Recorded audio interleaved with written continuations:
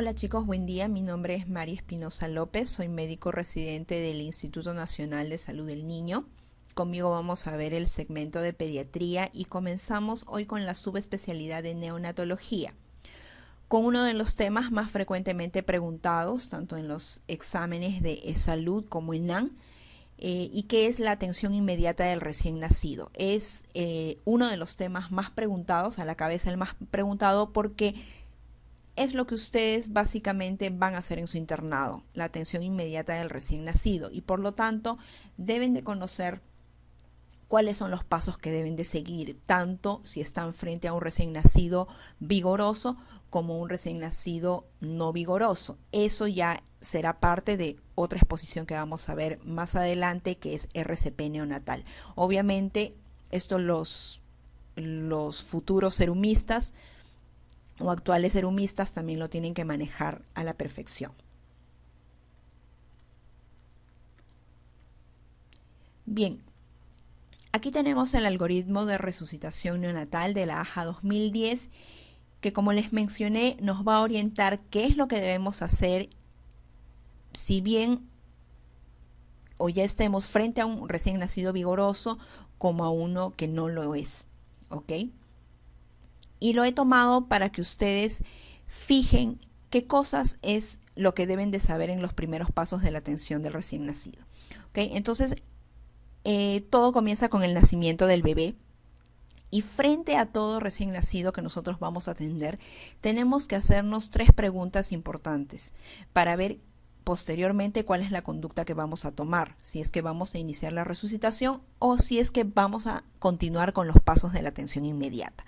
Okay, entonces el primero es que si estamos frente a una gestación a término, si el bebé que vamos a atender es un recién nacido a término, ese concepto ya lo vamos a ver más adelante en el transcurso de esta exposición.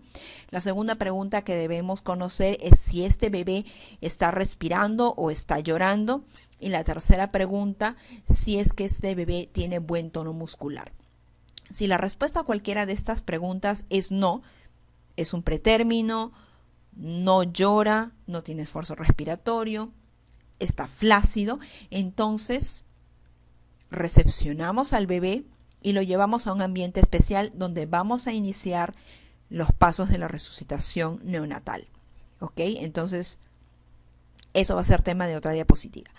Pero si la respuesta a estas 3 interrogantes es sí, es un recién nacido a término, está con un llanto vigoroso, tiene buen tono, entonces recepcionamos a este bebé y le brindamos los cuidados de rutina junto a la madre, en la medida de lo posible, ¿no? Si es un parto vaginal, en el abdomen de la madre realizamos los cuidados de rutina que ya vamos a ver, o si no, generalmente hay una cervocuna cerca al lugar de donde se ha producido el parto, y ahí es donde realizamos los cuidados de rutina y posteriormente entregamos el bebé a la mamá para promover y facilitar el contacto piel a piel. ¿Ok? Bien. Entonces, esto es importante para que ustedes puedan definir qué es lo que va, si es que van a continuar con la atención inmediata o si es que van a iniciar la resucitación neonatal. ¿Ok? Entonces, para el tema que nos importa ahorita es que, bueno, si este bebé es un bebé vigoroso e iniciamos los cuidados de rutina. Bien, entonces si este bebé fue a término, este bebé lloró, tiene buen tono muscular, recepcionamos a este bebé. Obviamente, antes de la recepción del recién nacido tenemos que tener ciertas medidas de bioseguridad, como son el lavado de manos con agua y jabón, debemos usar guantes estériles, o sea, nos tenemos que disfrazar, ¿ok? El mandilón, el gorro, la mascarilla, los guantes, y es así como debemos recepcionar a nuestro recién nacido, ¿ok? Debemos recibir al bebé con campos tibios, ya vamos a ver por qué esto es importante más adelante. Bueno, generalmente el pinzado y el corte del cordón no lo hacemos los pediatras, lo hace el ginecobstetra o la obstetriz, ¿ok? Y ya el colocarlo piel a piel con su madre, si es que es un recién nacido vigoroso, es importantísimo porque nos va a disminuir muchas complicaciones, ¿no? La hipoglicemia, alteraciones de la termorregulación y obviamente va a favorecer la lactancia materna precoz. Muy bien, y hay aquí algunas imágenes para poder fijar estos conceptos. Vemos ya una vez que estamos bien disfrazados, nos lavamos las manos con agua y jabón, nos colocamos los guantes, ya tenemos preparados nuestros campos tibios, precalentados para recibir a nuestro bebé. El ginecobstetra se encarga del clampaje y corte del cordón umbilical. Nosotros recepcionamos en estos campos tibios al bebé, lo colocamos piel a piel con la madre y ahí vamos a brindarle los cuidados de rutina que ahorita vamos a ver. Bueno, este es un acápite porque hay una pregunta en los exámenes, en los bancos que tenemos, ¿no? Y es de tétanos neonatal. Lo pongo aquí porque no vamos a ver más lo que es el clampaje y el corte del cordón y qué es lo que tiene que ver con el tétanos neonatal. ¿Ok? Bueno. Primero que el tétanos neonatal es producido por la endotoxina de una bacteria anaerobia que es Clostridium tetani y que ésta va a producir invasión del cordón umbilical debido a un parto en malas condiciones higiénicas o mal cuidado del cordón.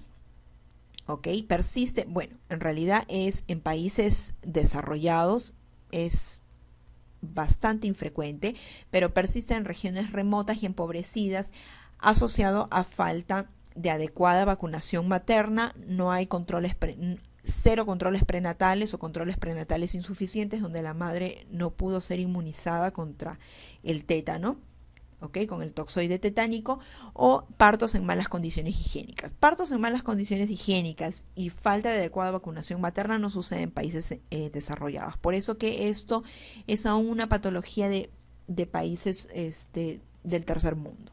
¿Ok? Bueno, la clínica es un niño hipertónico que presenta espasmos musculares, trismus, que le va a llevar a la incapacidad para alimentarse. ¿Okay? El tratamiento, bueno, es el toxoide tetánico, 500 unidades intramusculares más penicilina G de 100 a 300.000 unidades por kilo día durante 10 a 14 días, más tratamiento de sostén, que consiste en la ventilación mecánica, sedación y relajantes musculares. ¿Ok? Entonces, lo que quiero que fijen de esta diapositiva es que si es que no realizamos un adecuado manejo del cordón umbilical, si es que no realizamos adecuados controles prenatales a la gestante, y no aseguramos la vacunación materna con toxoide tetánico, y si es que tenemos, si aún continuamos teniendo partos en malas condiciones higiénicas, esto sobre todo para aquellos que van a ir a hacer su serum y que van a tener, muchos de ustedes, muchos partos domiciliarios, obviamente en malas condiciones higiénicas, ¿verdad? Entonces siempre deben de pensar en que puede existir este riesgo, ¿ok? Y por eso es una pregunta que ha venido en el eSalud o en el ENAM, pero es una pregunta de ese banco. Dice, neonato de 5 días cuya madre primigesta sin control prenatal. Sin control prenatal implica que nunca recibió toxoide tetánico, ¿verdad? Fue atendida empíricamente, probablemente por una comadrona, ¿ok? Y fue un parto domiciliario. Por lo tanto, un parto en malas condiciones higiénicas, ¿sí?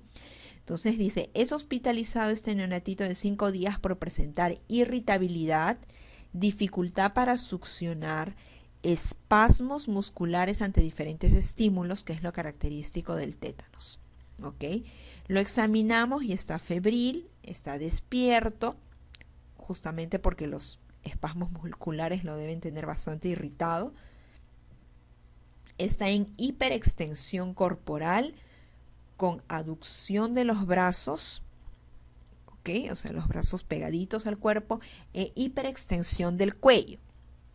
¿Cuál es el diagnóstico? Entonces dijimos, ¿no?, que la clínica del tétanos neonatal, estamos frente a un neonato que tiene clínica de contracturas musculares, hiperextensión, y tiene el antecedente de una madre sin control prenatal y un parto en malas condiciones higiénicas. Esto es típico de las pacientes que van a tener ustedes en su SERUM, ¿ok? O sea, los chicos que hacen el internado y que lo hacen en hospitales probablemente no vean esto, a cabo que reciban bebés que han tenido partos domiciliarios, pero esto sí va a ser bastante frecuente y por eso es importante que lo sepan para los chicos que hacen su SERUM. Entonces el diagnóstico pues es tétanos neonatal, ¿ok? Entonces ténganlo presente frente a una madre sin control prenatal que por lo tanto no recibió el toxoide tetánico y frente a un parto en malas condiciones higiénicas que no nos permitió un adecuado manejo del cordón umbilical, ¿ok? Entonces eso era un paréntesis. Seguimos con nuestros cuidados de rutina. Bien, entonces recepcionamos al bebé, ¿sí? ¿Recuerdan? ¿Y qué es lo que sigue después de la recepción del bebé? Los cuidados de rutina. Y los cuidados de rutina son 4. Proveer calor, dentro de lo cual va a estar considerado mantener la temperatura de la sala de partos a 25 grados centígrados, que es lo que recomienda la OMS. Recibir al bebé con campos tibios previo al nacimiento del bebé. Nosotros ya estamos preparando todos nuestros materiales, tenemos nuestras mantas precalentadas.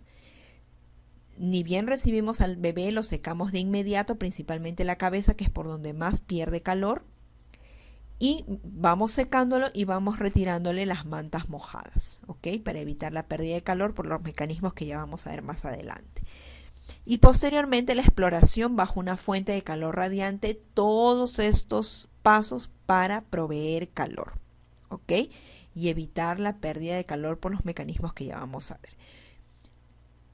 Los cuidados de rutina implican también limpiar la vía aérea solo si es necesario. Ya no es como en los algoritmos previos que la limpieza de la vía aérea, succionar, aspirar vía aérea era ya un paso obligatorio, ¿no?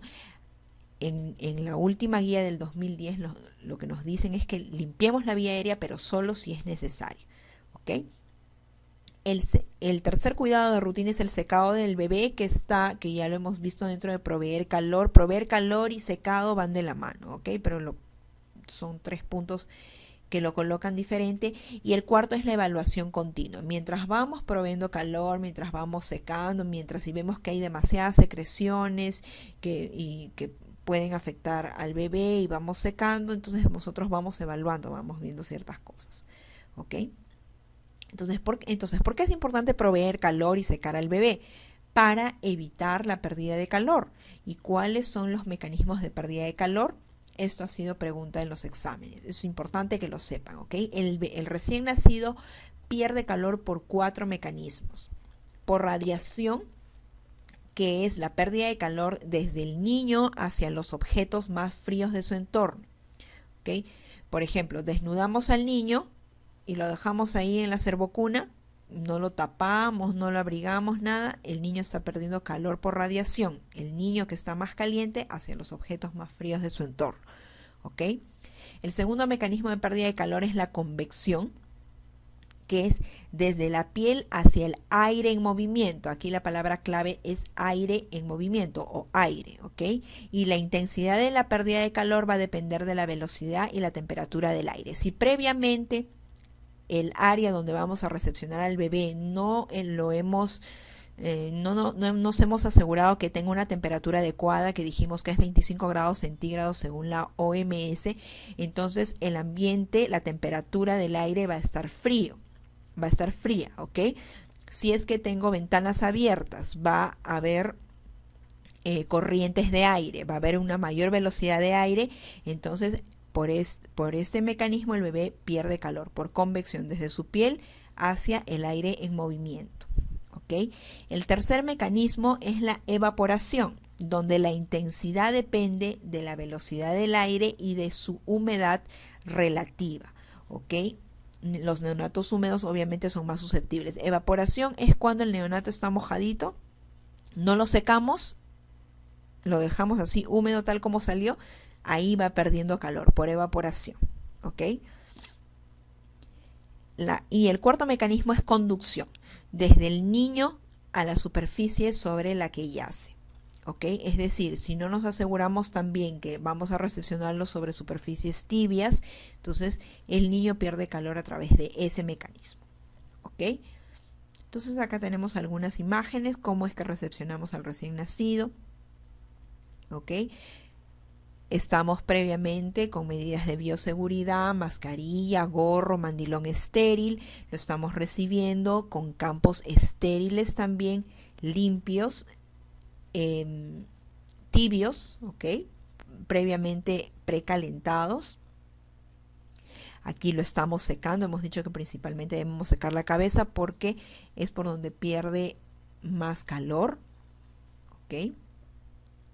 Y la exploración bajo una fuente de calor radiante, ¿no? Y hemos visto 3 pasos iniciales de los cuidados de rutina, ¿no? La exploración entonces bajo una fuente de calor radiante, como en este caso es una servocuna. Generalmente llevamos el bebé a la servocuna, realizamos todo lo que vamos a ver que implica la atención inmediata del recién nacido y se lo llevamos a la mamá, cuando es parto por cesárea. ¿Okay? Pero cuando generalmente es parto vaginal y es un recién nacido vigoroso, lo dejamos ahí donde la mamá, que se tomen su tiempo y ya después de una horita lo llevamos para la exploración bajo la fuente de calor radiante. ¿Okay? Entonces lo que hemos revisado nos sirve para responder esta pregunta. Entonces no se olviden, de esa diapositiva es importante que sepan los mecanismos de pérdida de calor. Entonces acá nos dicen, un recién nacido perderá calor por radiación. Recuerdan, radiación era desde la piel del bebé hacia los objetos fríos de su entorno, ¿no? Entonces, el recién nacido perderá calor si es expuesto al aire. Eso es por convección, ¿sí? Recuerdan, por convección era desde el bebé hacia el aire en movimiento. Si no se le seca correctamente, pierde calor por evaporación, ¿ok? Si se le deja húmedo, pierde calor por evaporación. Bueno, se produce evaporación, ¿no? Si sus ropas están muy frías, es por conducción, ¿no? Desde la piel del bebé hacia objetos fríos en su entorno, la ropa fría, la servocuna fría, ¿ok? Y en este caso la respuesta es si se le desnuda en un ambiente frío, ¿ok? Eso es, si se le desnuda en un ambiente frío, el recién nacido está perdiendo calor por radiación. Bien, entonces comenzamos con la exploración, ¿no? Ya le hemos brindado los cuidados de rutina, entonces vamos a proceder a explorar al bebé, aunque esto lo estamos viendo paso por paso, generalmente se va realizando simultáneamente, ¿ok? Y en la exploración del recién nacido es importante valorar el test de Apgar. Y esto se lo van a tener que aprender de memoria porque vienen muchísimas preguntas sobre el test de Apgar, ¿ok? Bueno, entonces, aparte de valorar el test de Apgar en la exploración del recién nacido, es importante descartar malformaciones congénitas, ¿ok? Malformaciones congénitas que puedan comprometer de forma inmediata la vida del recién nacido, ¿ok? Y descubrir lesiones producidas por traumatismos durante el parto, no cortes, si es que han sido cesáreas, a veces se producen heridas cortantes, ¿no? Por el bisturí, o si ha sido un parto traumático vaginal, lesiones traumatológicas, ¿ok? Todo eso ya lo vamos a ver más adelante. Entonces hablemos un poquito del test de Apgar, que es bastante importante. ¿Para qué nos sirve el test de Apgar? El test de Apgar nos sirve para evaluar el grado de depresión neonatal, ¿ok? Y la depresión neonatal, hablamos de depresión neonatal si es que un niño tiene un puntaje de Apgar de 6 o menos a los 5 minutos, ¿ok? O si ha requerido ventilación por más de 2 minutos o si ha requerido intubación en sala de partos, ¿ok? Si en nuestra historia clínica vemos que a los 5 minutos tuvo un Apgar de 4, estamos hablando de depresión neonatal. Si vemos que ponen que se ventiló, recibió ventilación a presión positiva, por ejemplo, por más de 2 minutos, es depresión neonatal. O si lo intubaron, depresión neonatal, ¿ok? Ojo, el test de Apgar se va a evaluar al minuto, a los 5 minutos y a los 10 minutos. O sea, se evalúa al minuto, ¿ok? Y si no es que tenemos un puntaje de 7 o más, seguimos evaluando al bebé. O sea, obligatoriamente evaluamos al minuto y a los 5 minutos, ¿ok? Pero si a los 5 minutos el bebé no tiene un puntaje de 7 o más, seguimos evaluando cada 5 minutos, a los 10 minutos, a los 15, a los 20, ¿ok? Entonces, aquí quiero detenerme un momento. Ojo, el test de Apgar no nos sirve para decidir el inicio de la resucitación neonatal, ¿ok? Porque como vamos a ver en la clase de RCP, la resucitación neonatal inicia ni bien recepcionamos al bebé cuando respondemos esas 3 preguntas, ¿no? Si una de esas 3 preguntas es negativa, inicia la RCP. ¿Okay? 30 segundos con cuidados de rutina y estimulación, y si no me responde, inicio ventilación a presión positiva. Eso ya lo decido a los 30 segundos. Y miren aquí, el test de Apgar inicia al minuto. Al minuto recién yo puedo dar una valoración del test de Apgar. Y yo no voy a esperar un minuto para decir, ah, no, este chico necesita reanimación, ¿ok? Así es que por favor no asocien test de Apgar con inicio de resucitación neonatal, ¿ok? Lo único que nos dice el test de Apgar, lo único que refleja es una transición inapropiada a la vida uterina, ¿ok? O sea, un niño que demoró más en adaptarse hacia la vida extrauterina, ¿ok? Y por lo tanto no nos sirve para establecer valoraciones pronósticas. Un chico que tuvo un Apgar de 3 al minuto no quiere decir que va a estar peor que uno que tuvo 7 al minuto. ¿Sí? No sirve para establecer valoraciones pronósticas. Y esto lo vemos aquí. Test de Apgar y predicción de discapacidad neurológica. ¿Ok? Si bien es cierto, puntajes bajos de Apgar se asociaron a parálisis cerebral, en diversos estudios hemos visto 55%. Por ejemplo, ¿no? en uno de estos estudios, 55% de los niños con parálisis cerebral tuvieron puntajes de Apgar de 7 o más al primer y quinto minuto. O sea, tuvieron Apgar geniales, pero a pesar de ello, desarrollaron parálisis cerebral infantil. ¿Ok? Como también se ha visto que 80% de los sobrevivientes con Apgar menor de 3 al minuto, o sea, Apgar 1 al minuto, o al minuto 10 inclusive, ¿no? Con Apgar menor de 3 al minuto 10 no tuvieron discapacidad asociada. Simplemente fue una transición inapropiada hacia la vida extrauterina, pero después recuperaron y todo fue ok. Así es que no sirve Apgar para establecer valoraciones pronósticas, no sirve para predecir discapacidad neurológica. ¿Ok? Y esto es lo más importante. Esto es lo que se tienen que aprender de memoria. ¿Ok? El score de Apgar, que valora 5 parámetros, y esos 5 parámetros que valora se lo tienen que saber al revés y al derecho. Valora frecuencia cardíaca, ¿ok? Que si no hay al minuto, si al minuto de vida hay 0 de frecuencia cardíaca, no auscultamos latido, le doy un valor de 0. Pero si al minuto o al momento que vamos a valorar tenemos una frecuencia cardíaca de 70, de 90, de 60, ¿ok? Le vamos a dar, o sea, menos de 100, una frecuencia cardíaca menos de 100, le vamos a dar un punto. Pero si al momento que valoremos, ya sea al minuto, a los 5, a los 10, encontramos 100 latidos o más, es 2 puntos, ¿ok? Le asigno 2 puntos. Entonces el primer parámetro es frecuencia cardíaca. El segundo parámetro es respiración. ¿Ok? Aquí se ha corrido un poquito, pero si no hay respiración, si veo que el neonato no tiene ni el más mínimo esfuerzo respiratorio, eso es 0. Si veo que tiene un patrón irregular, como que respira por momentos se queda sin respirar, o sea, está irregular, le doy un punto. ¿Ok?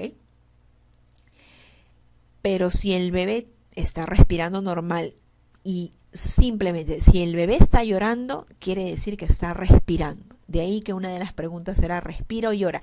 Si el bebé llora, respira y por lo tanto tiene una buena frecuencia cardíaca. ¿Ok? Entonces, si el bebé tiene una respiración regular o está llorando, le doy 2 puntos al parámetro de respiración. ¿Ok? Tono muscular. Si el bebé está flácido al momento que lo evalúo, eso es 0 puntos. Si hay una flexión moderada de extremidades, eso es 1 punto. Y si el bebé está llorando y mueve los brazos y las piernas, o sea, hay movimientos activos, eso es 2 puntos. ¿Ok? El cuarto parámetro es irritabilidad refleja. ¿Ok?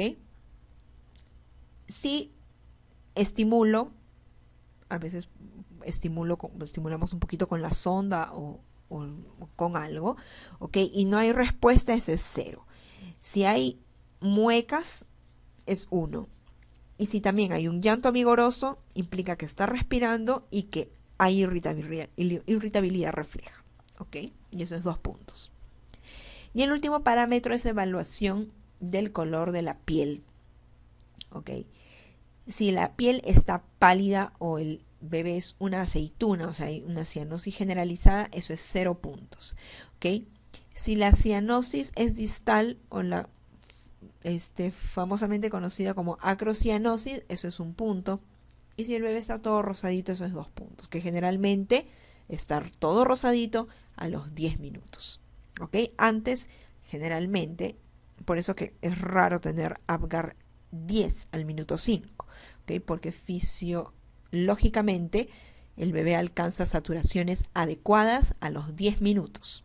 ¿Ok? Por eso que a los 10 minutos ya podemos tener un Apgar 10 porque el bebé va a estar completamente rosadito porque su saturación será de 95 para arriba. Y eso lo vamos a ver cuando veamos RCP.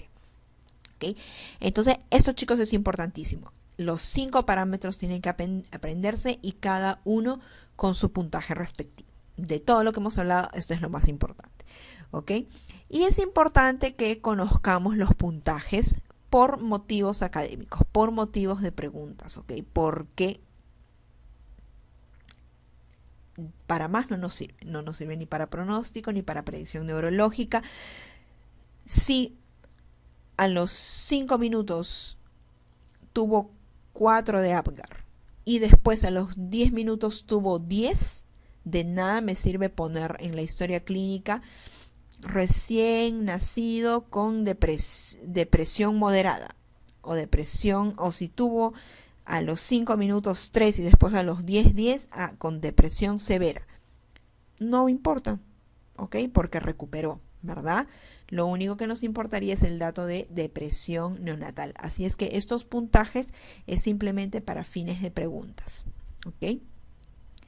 Bueno, un recién nacido normal debe tener un puntaje de Apgar al minuto o a los 5 minutos de 7 a 10. ¿Ok? Hablamos de depresión moderada cuando encontramos un Apgar de 4 a 6 y depresión severa un Apgar de 0 a 3. ¿Ok? Entonces con esto podemos responder estas preguntas. Me dicen, ¿cuál no es parámetro del test de Apgar? Frecuencia cardíaca es parámetro. Esfuerzo respiratorio también lo es. Color también lo es. Reactividad refleja también lo es. Aquí no es parámetro presión arterial, ¿ok? Señale la afirmación correcta respecto al test de Apgar. Dice, se debe practicar únicamente a los recién nacidos patológicos o supuestamente patológicos. La valoración del test de Apgar es para todo bebé, para todo recién nacido, ¿ok? Así es que esa es incorrecta. Entre los parámetros que se valoran se encuentra la frecuencia respiratoria y aquí la mayoría se equivoca. Ojo, la única frecuencia que evalúa Apgar es cardíaca, no respiratoria. Lo que evalúa en la parte respiratoria es el esfuerzo respiratorio, ¿ok? Más no la frecuencia, así es que ese es incorrecto. Dice, un test de Apgar de 4 al minuto de vida implica un alto riesgo de parálisis cerebral. Eso es falso, ¿no? Eso es falso. Al minuto de vida, si tiene 4 quiere decir que recién se está adaptando. tal vez al minuto 5 tiene 10 y está cañón, ¿ok? Entonces, esto es para que fijen, y por eso puse esa diapositiva, no, el test de Apgar no nos sirve para predicción neurológica, o sea, si este niño va a hacer parálisis cerebral infantil o no, ¿ok? Así es que eso es falso. La palidez cutánea generalizada supone una puntuación de 1 en el test de Apgar. Recuerden, el pálido y el cianótico generalizado es 0, 0 puntos. Un punto es acrocianosis distal, ¿ok? O sea, el que está todo rosadito en el cuerpo y manitos y pies están cianóticos, eso es un punto. Y 2 puntos cuando está completamente rosadito, que es a los 10 minutos de vida, ¿sí? Entonces, eso es falso porque la puntuación que le correspondería sería 0. ¿Okay? Y por descarte, la que nos queda es la correcta, se debe realizar a los 10-15 minutos de vida. En realidad, aquí debería ser, se debe realizar al minuto, a los 5 de vida. ¿Ok? Esa pregunta está un poco malosa, pero esa es la idea. ¿Ok? Bueno, aquí indica la proposición correcta respecto a la valoración de Apgar del recién nacido. ¿Usamos Apgar para determinar edad gestacional? Para nada, ¿no? Es para ver transición a la vida extrauterina. Se debe practicar en la época neonatal solo a los recién nacidos con dificultad respiratoria. Se aplica a todos, ¿ok? A todos.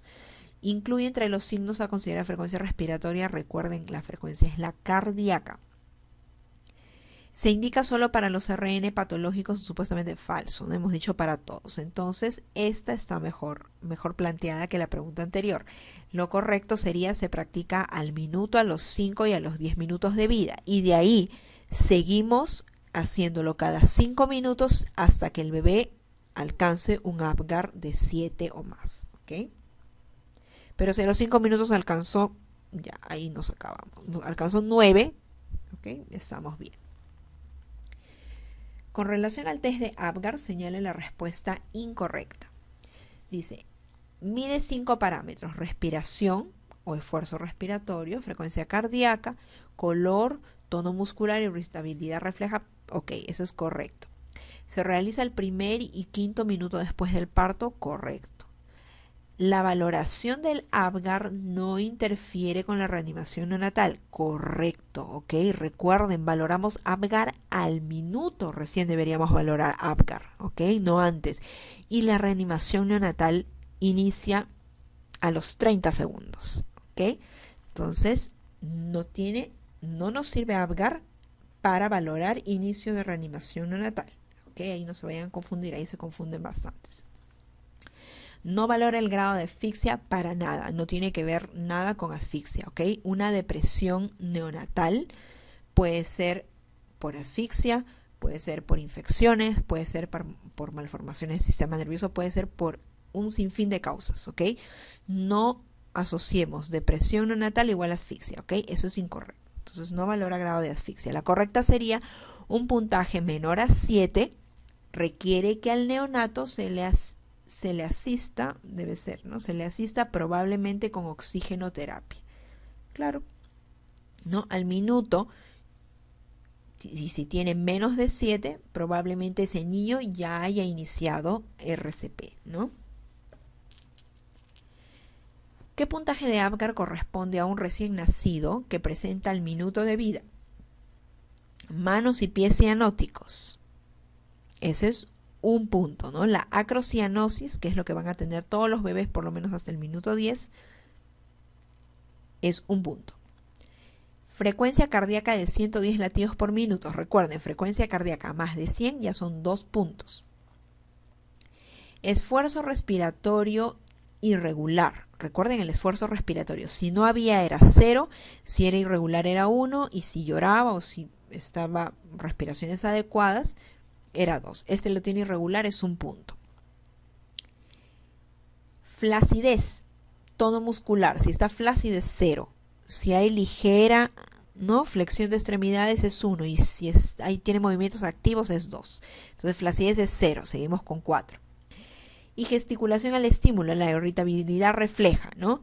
Si al estímulo no hay nada de respuesta es 0. Si hay gesticulación o muecas es 1. Y si está llorando o hay buena respuesta es 2. Entonces si hay al estímulo, miren, ¿no?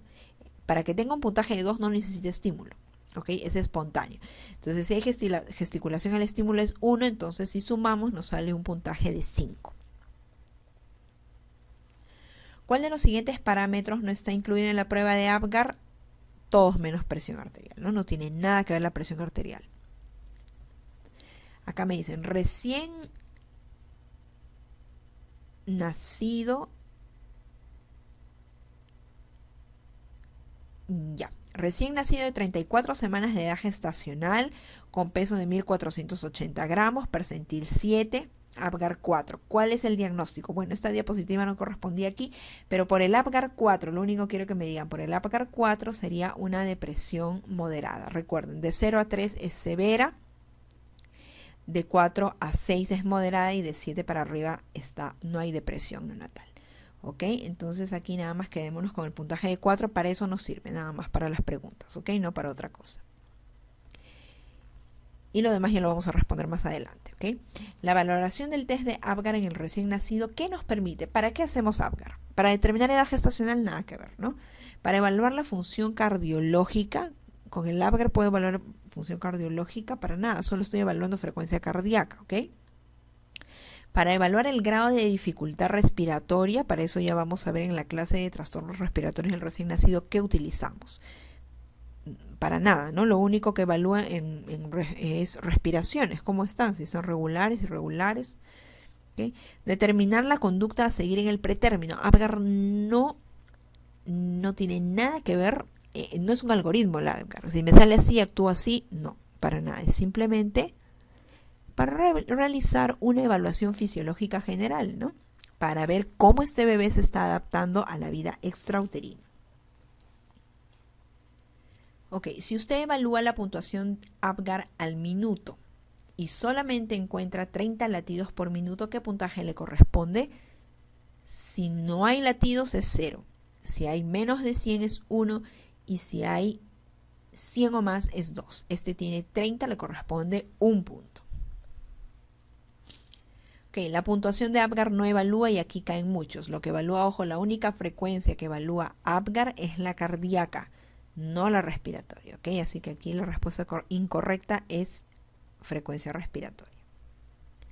Son signos del índice de Apgar, ya lo sabemos de memoria, ¿sí? Frecuencia cardíaca, esfuerzo respiratorio, tono muscular, respuesta refleja, color. De los siguientes signos, ¿cuáles sirven para evaluar test de Apgar? Es lo mismo, por eso le digo que eso se lo tienen que aprender de memoria, ¿no? Y es frecuencia cardíaca, irritabilidad refleja, esfuerzo respiratorio, tono muscular y color de la piel. Ahí está la clave. Bien, entonces evaluamos el Apgar al minuto y probablemente antes ya estamos tomando los parámetros antropométricos, ¿sí? Estamos pesando al recién nacido, lo estamos tallando, medimos el perímetro cefálico, ¿ok? Y el perímetro torácico. ¿Para qué nos va a servir esto? Sobre todo el peso, para clasificar al recién nacido. Bueno, en este caso no, el peso en este punto no nos sirve, pero más adelante vamos a ver. Es importante la clasificación del recién nacido y eso también lo vamos haciendo cuando estamos haciendo la atención inmediata, ¿ok? La edad gestacional. Cuando hablamos de un recién nacido pretérmino, cuando tiene menos de 37 semanas, de 36 para abajo, ¿ok? Hablamos de un recién nacido a término cuando este tiene de 37 a 42 semanas y hablamos de un recién nacido post-término cuando tiene más de 42 semanas, ¿ok? Ahora, ¿cómo evaluamos la edad gestacional? La evaluamos a través del método de Capurro, ¿ok? Y esto lo van a encontrar en las áreas donde ustedes realicen la atención inmediata del recién nacido. Si se lo aprenden genial, no se los van a preguntar, por ahí que les pueden preguntar los parámetros, pero los puntajes no. Por eso es que siempre está en el lugar donde ustedes van a atender al recién nacido. Pero deben de conocer, sí, que lo que evalúa el método de Capurro para poder determinar la edad gestacional es la forma de la oreja y dependiendo, ¿no? Dependiendo cada ítem le va a dar un puntaje, ¿ok?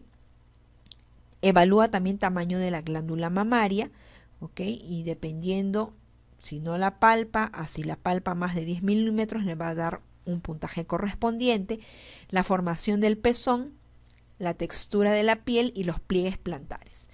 Por ejemplo, si la forma de la oreja es pabellón incurvado en todo el borde superior, son 16 puntos.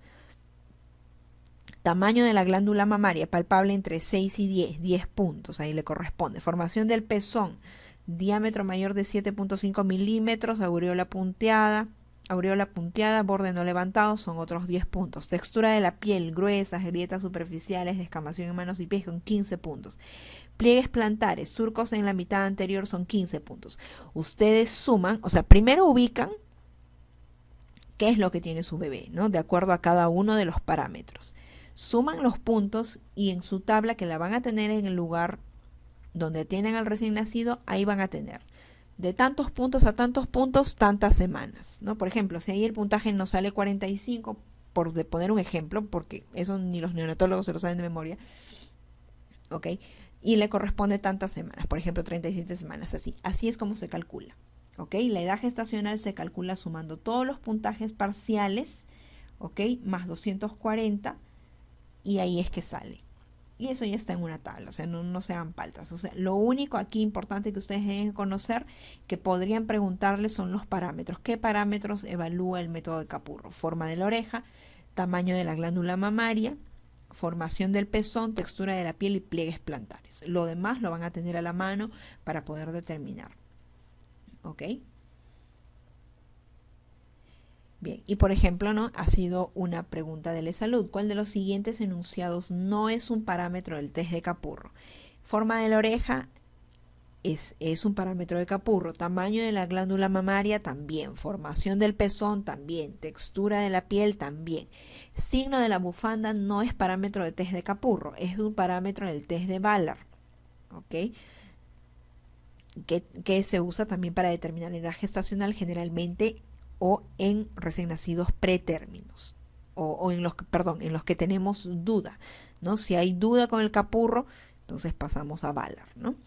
Pero generalmente con Capurro nomás ahí acaba. Bien, entonces ya hemos clasificado al recién nacido según edad gestacional, ¿ok? Entonces, dijimos que lo habíamos pesado. Dentro de la atención inmediata están los parámetros antropométricos, lo pesamos y aquí sí nos sirve el peso. ¿Ok? Para poder clasificar al recién nacido nos sirve el peso y la edad gestacional. ¿Ok? Según el percentil del peso de nacimiento en función de la edad gestacional, o sea, hacemos una curva peso-edad gestacional, ¿no? Y allí, si el recién nacido, su peso para la edad gestacional está menos del percentil 10, hablamos de un pequeño para la edad gestacional. Si su peso para la edad gestacional está entre el percentil 10 y el 90, hablamos que es un adecuado para la edad gestacional. Y si su peso en función a su edad gestacional está más del percentil 90, hablamos de un grande para la edad gestacional. ¿Ok? ¿Y eso dónde lo vemos? Esto lo vemos en estas curvas. ¿Ok? Hay curvas que también las van a encontrar ustedes en los ambientes de atención inmediata, y más que curvas hay también tablas. O sea, esto lo han pasado a unas tablas y ustedes simplemente ubican. A ver, mi recién nacido pesa 3 kilos, tiene 37 semanas, lo buscan en la tabla, ya, es un adecuado para la edad gestacional y no se hacen más paltas. Pero por fines académicos o por fines del examen tienen que conocer esto, ¿ok? Si está menos del 10, ¿ok? Si la relación peso-edad gestacional está menos del percentil 10, es un pequeño. Si está entre el 10 y 90, es un adecuado. Y si está más del 90, es un grande para la edad gestacional, ¿ok? Esa es otra forma de clasificar al recién nacido. Entonces ya tenemos, según la edad gestacional, si es pretérmino, a término o posttérmino. Y según el peso, según el percentil de peso para la edad gestacional, ya tenemos si es un pequeño, un adecuado o un grande para la edad gestacional. Y esto nos sirve para responder estas preguntas. Recién nacido a las 40 semanas, cuyo peso al nacer se encuentra debajo del percentil 5, o sea, el peso con el que nació para las 40 semanas está debajo del percentil 5 de la curva de crecimiento intrauterino, de la relación peso-edad gestacional. Entonces, ¿cómo lo clasificaría según el percentil? Aquí de todo esto ustedes nada más se ubican peso debajo del percentil 5. Dijimos debajo del percentil 10, que es un pequeño para la edad gestacional. ¿Okay? Para eso les sirve esto. Y otra forma de clasificar al recién nacido es solito por el peso.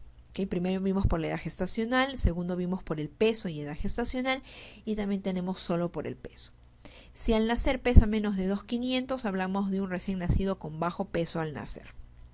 Si pesó menos de 1.500, hablamos de un recién nacido con muy bajo peso al nacer. Y si nació con menos de 1.000 gramos, perdón, está hablando kilos, creo, ¿no? Ya son todos gramos, ¿ok? Si al nacer pesó menos de 1.000 gramos, estamos hablando de un recién nacido con extremadamente bajo peso al nacer. ¿Ok? Entonces ahí ya vemos las tres formas de clasificar al recién nacido. Y efectivamente eso es pregunta del examen de salud. ¿No? Se considera extremadamente bajo peso al nacer, menos de 1.000 gramos. ¿Ok?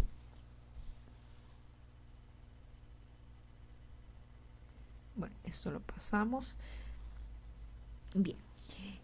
Entonces, ya recepcionamos a nuestro recién nacido, le brindamos los cuidados de rutina, tomamos los datos antropométricos, llegó el minuto y comenzamos a valorar el Apgar.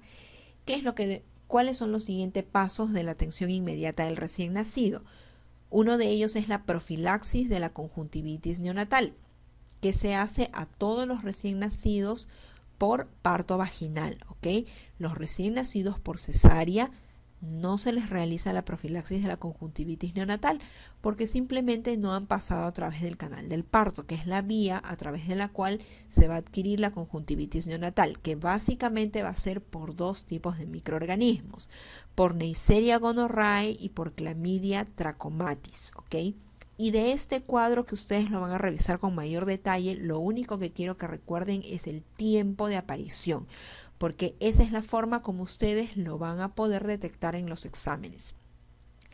Si estamos frente a una conjuntivitis neonatal por Neisseria gonorrhoeae, generalmente es de inicio precoz, entre el primer al cuarto día de vida. Mientras que si estamos frente a una conjuntivitis por Chlamydia trachomatis, el inicio es un poco más tardío, oscila entre 5 a 14 días de vida. ¿Ok? Entonces, eso es, y la clínica es similar, pues, ¿no? Va a haber enrojecimiento de las conjuntivas, secreción purulenta, edema de los párpados. La clínica puede ser indistinguible entre los dos agentes etiológicos. Lo que nos va a ayudar a distinguir es el tiempo de aparición o el inicio, ¿ok? Entonces, ¿qué usamos en atención inmediata para la profilaxis de la conjuntivitis neonatal? Miren, lo que ustedes van a ver que usan en la mayoría de los nosocomios es gentamicina al 0,3%, una gotita en cada ojo, ¿ok? Pero lo que dicen las guías, lo que dice la Academia Americana de Pediatría y lo que se hace en todo el mundo es para ambos eritromicina al 0,5%, ungüento oftálmico, o tetraciclina al 1% ungüento oftálmico, ¿ok? Eso es lo adecuado. Pero bueno, probablemente por cuestiones económicas, administrativas, en nuestro país se usa la gentamicina, ¿ok? Y eso es lo que ustedes van a ver. Entonces lo importante de esta diapositiva es el inicio de aparición de los síntomas. Y eso lo vamos a fijar con esto. Un recién nacido presenta párpados hinchados, conjuntivas enrojecidas y una pequeña cantidad de secreción ocular clara 6 horas después de nacido. ¿Cuál es el diagnóstico más probable? Por el tiempo de aparición es una oftalmia gonocócica por Neisseria gonorrhoeae, ¿ok? Lo que les va a ayudar a distinguir ustedes en el examen es el tiempo de inicio. Bien, otro paso de la atención inmediata del recién nacido es la profilaxis de la enfermedad hemorrágica, ¿ok? Y eso lo hacemos a través de la colocación intramuscular de una única dosis de vitamina K, ¿ok? Vitamina K intramuscular, 0,5 miligramos para los menores de 1500 gramos y 1 miligramo para los mayores de este peso, ¿ok? En el tercio medio de la pierna, ¿ok? Y con eso estamos evitando o estamos previniendo la enfermedad hemorrágica del recién nacido, porque el bebé simplemente va a recibir lactancia materna, ¿verdad? No va a tener otro aporte de vitamina K. Y esto lo fijamos con esta pregunta. Recién nacido de 5 días, parto domiciliario. Si fue un parto domiciliario, implica que no recibió los cuidados de rutina, no recibió los pasos de la atención inmediata, ¿ok? Entonces dice, atendido por el padre encima. Bueno, no fue llevado al centro médico. O sea, fue un parto domiciliario y ni siquiera lo llevaron después como para que le pudieran aplicar, ¿no?, los cuidados inmediatos. Recibe lactancia materna, solo recibe lactancia materna como debe ser. De pronto presenta sangrado nasal y sangre en heces, pero al examen clínico está normal, ¿ok? No vemos petequias, no vemos hematomas, no hay otra cosa que nos pueda orientar hacia otra patología. Entonces, ¿a qué cuadro clínico se relaciona? Por el antecedente de que fue un parto domiciliario y que no recibió ninguna atención institucional y que al examen clínico está normal, no hay otro signo que nos pudiera orientar hacia un trastorno de la coagulación, por ejemplo. La respuesta es deficiencia de vitamina K. ¿Ok? Por ejemplo, una sepsis neonatal me puede producir sangrado, por supuesto, porque hace trastorno de coagulación, pero me dicen que el examen clínico es normal. Una hepatopatía grave también, pero el niño tendría pues alguna alteración al examen físico. O sea, por eso es importante el dato del examen clínico normal. ¿Ok? Bien, entonces una vez que hemos brindado todos estos cuidados a nuestro recién nacido, podemos comenzar con una exploración rápida, ¿no?, de cada uno de sus sistemas. A nivel de la piel, ¿qué tenemos que valorar en piel? El color, ¿no? Si es un bebé sonrosado, si está pálido, si hay cianosis generalizada, si está ictérico o está pletórico, o sea, todo rojito, ¿ok? Debemos de valorar, ¿no? En un pretérmino generalmente la piel es delgada, suave, el vello es escaso y fino, y a ese vello escaso y fino se le llama lanugo, ¿ok? Mientras que en un bebé a término generalmente lo vamos a encontrar que toda la piel está cubierta por vernix gaseosa. Y en un posttérmino, generalmente la piel está descamada, pergaminada, ¿no? Entonces, por la valoración de la piel también nosotros podemos decir, este es un bebito, podemos determinar o valorar la edad gestacional, ¿verdad? Y va a haber ciertas lesiones, entre comillas, fisiológicas que van a tener a los recién nacidos, ¿no?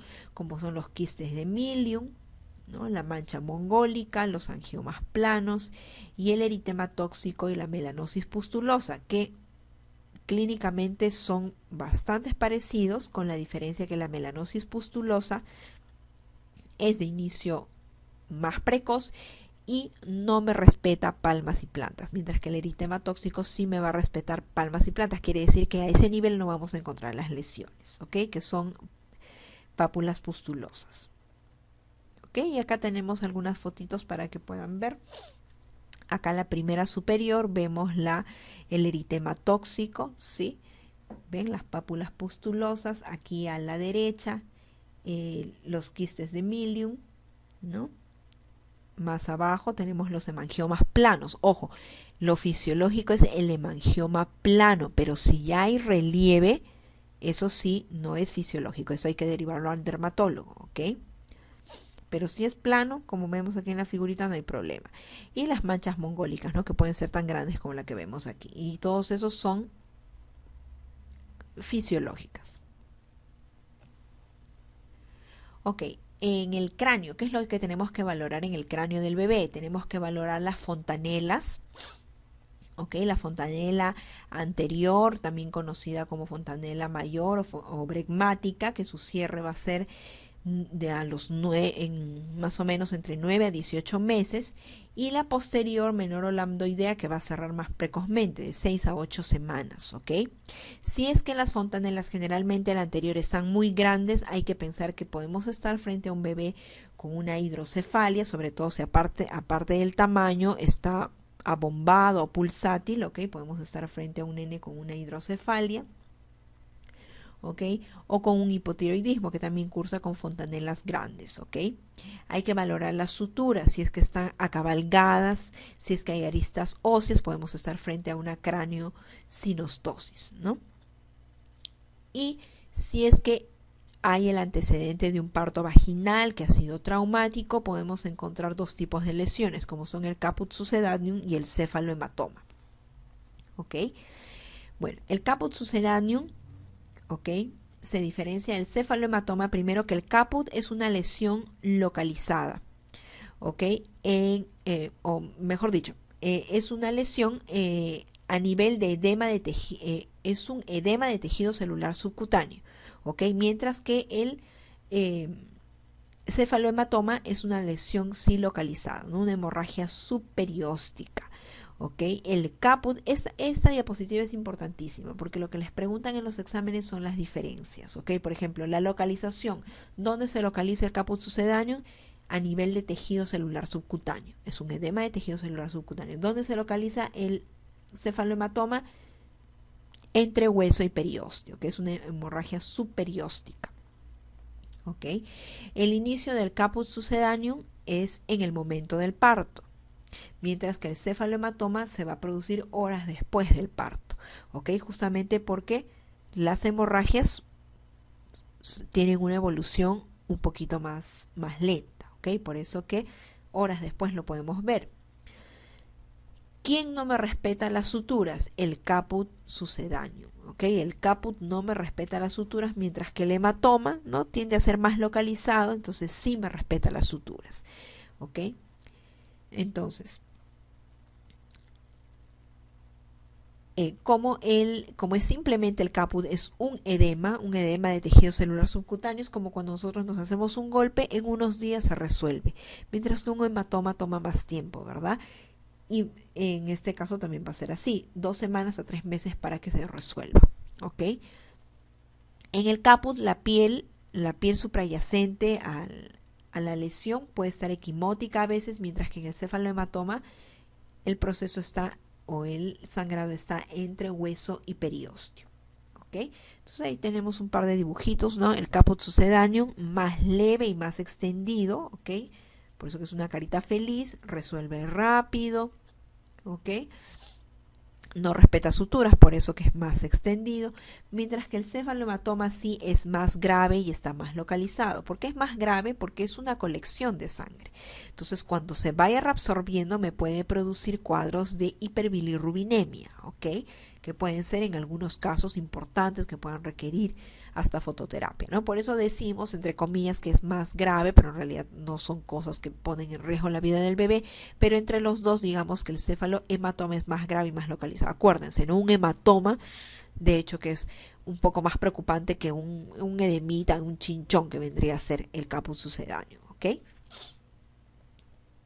Bien, entonces, ahí está. Señale la localización del cefalohematoma fetal. El hematoma, ¿sí? Acuérdense, el hematoma es más localizado, por eso que como es más localizado respeta suturas y está entre, como es más grave, es porque es una colección de sangre entre hueso y periósteo. ¿Ok? Entonces la respuesta es entre el periósteo y el hueso. El que está en el tejido celular subcutáneo es el caput sucedáneo. ¿Ok? Y ahí dice, ¿no? El cefalohematoma se diferencia del caput. ¿Cómo hacemos la diferencia? Por las suturas. ¿Quién no me respeta? ¿Quién es más extendido? Justamente, miren, ¿eh? Caput succedaneum, tremendo nombrezazo. Entonces es más extendido, ¿sí? Y por lo tanto no respeta suturas, mientras que hematoma, cefalohematoma, es la palabra más pequeñita, por lo tanto está más localizada y este sí respeta las suturas, ¿no? Entonces el cefalohematoma se diferencia del caput en que el primero tiene limitación muy clara a un solo hueso. Un solo hueso quiere decir que no se está yendo por no está respetando las suturas, ¿ok? Recién nacido de 1 hora de vida, que al examen clínico se observa tumefacción blanda en cuero cabelludo. difusa, equimótica, dijimos, ¿no? Que la piel suprayacente del caput generalmente es equimótica, mientras que el cefalohematoma no hay cambios en la coloración. Y encima me dice sobrepasa suturas, más leve, más extendido, caput sucedáneo. ¿Ok? El diagnóstico es un caput sucedáneo. Bien, seguimos con el examen físico a nivel de cara que debemos de evaluar. Debemos evaluar si es que hay o no simetría facial, debemos evaluar los reflejos pupilares, esto es importantísimo y para los que van a hacer serum es obligatorio, ¿ok? Hay que evaluar el reflejo rojo, ¿ok? Es decir, nosotros, ¿no? Iluminamos la pupila del bebé y efectivamente vamos a ver como un rojito, ¿no? Como los gatos, exactamente como los gatos, ¿ok? Al estímulo luminoso. Si vemos así como los gatos rojo, perfecto, es un reflejo rojo normal. Pero si iluminamos y vemos blanco, ¿okay? Eso es una leucocoria y puede ser un signo de catarata congénita o de retinoblastoma o de retinopatía de la prematuridad, de una corioretinitis severa, etc. Pero principalmente catarata congénita y retinoblastoma, ¿ok? Leucocoria. Entonces, eso es importante.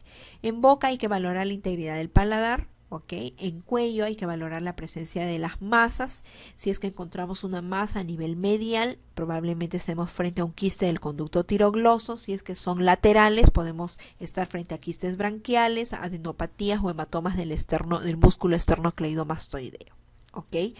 Y es importante, importantísimo evaluar clavículas, ¿ok? Hay que valorar la integridad de las clavículas, puesto que es el hueso que más se fractura en un parto traumático. Parto vaginal, obligatorio evaluar clavículas. En cesárea es un poco más raro, ha sucedido, pero es más raro, ¿ok? Y ahí nos están preguntando, ¿no? En el recién nacido, el hueso que más fracturas sufre durante el periodo expulsivo es la clavícula, ¿ok?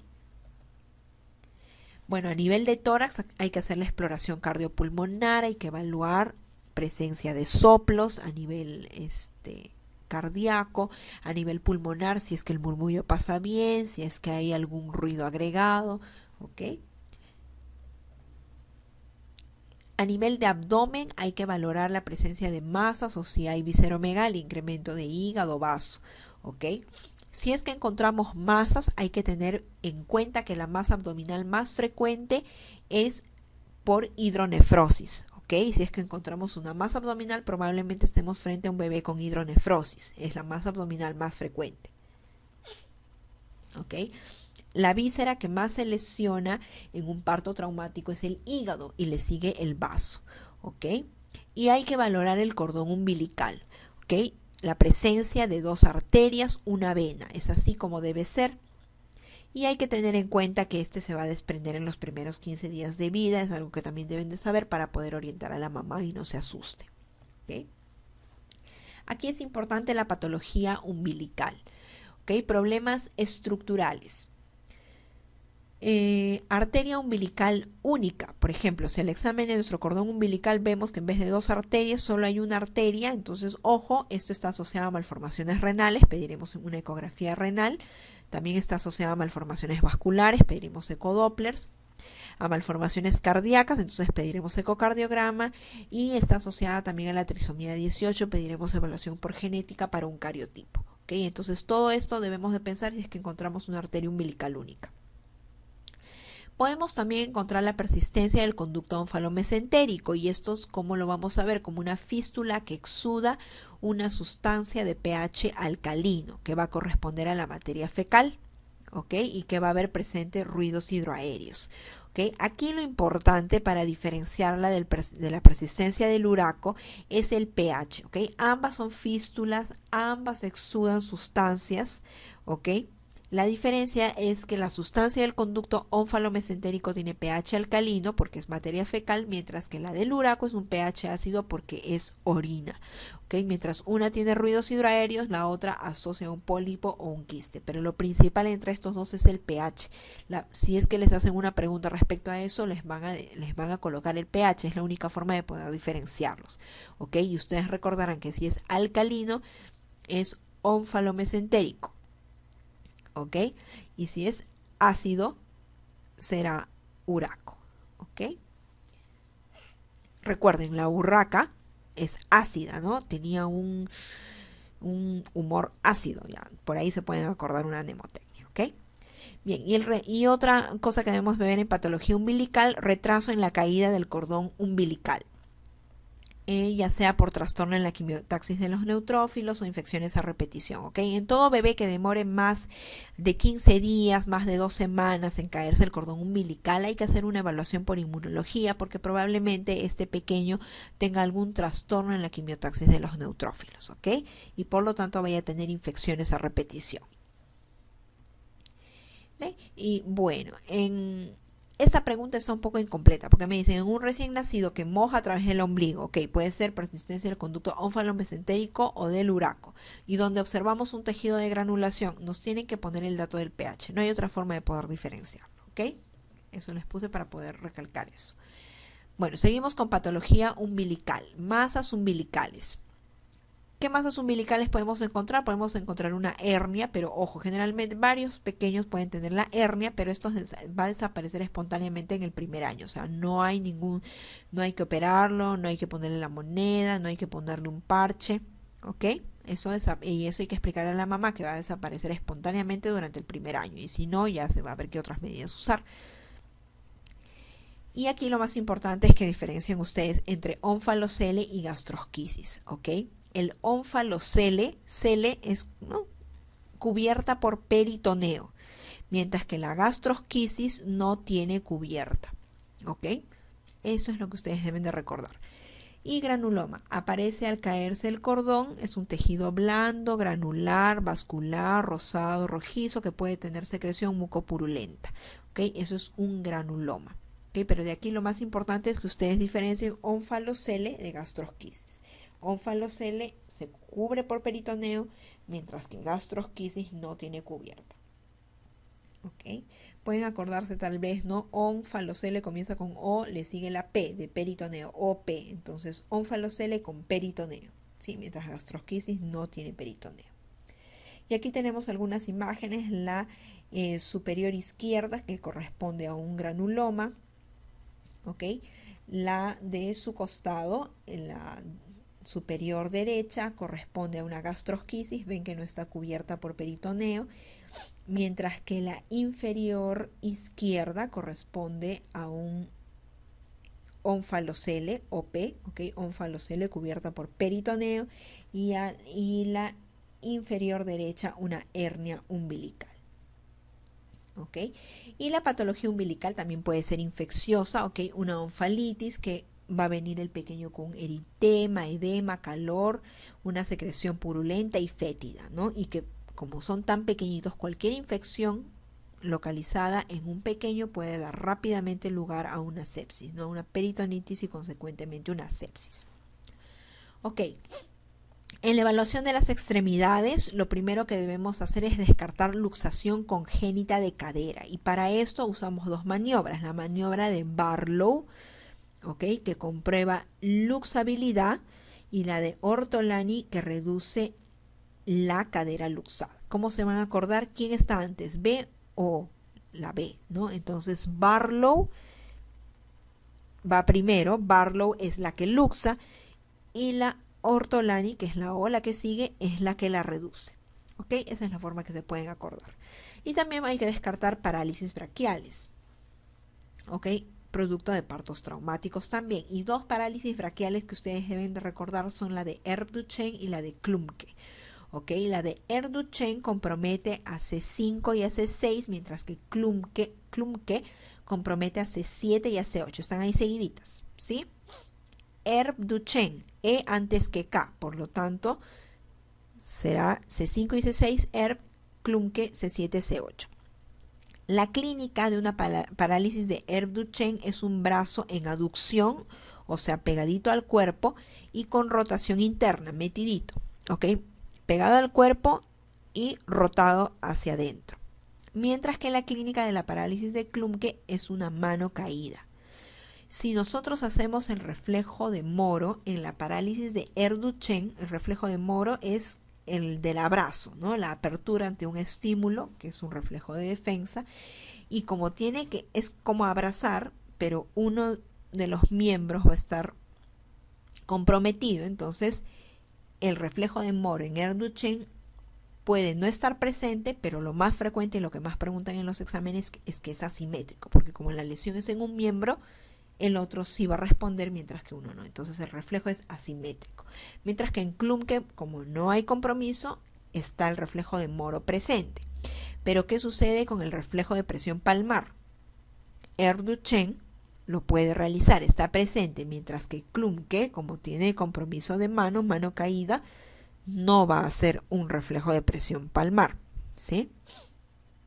Ahora, ¿con qué está asociado? Erdogan está asociado con parálisis frénica cuando hay compromiso de C4, mientras que Klumpke está asociado con síndrome de Horner cuando hay compromiso de T1.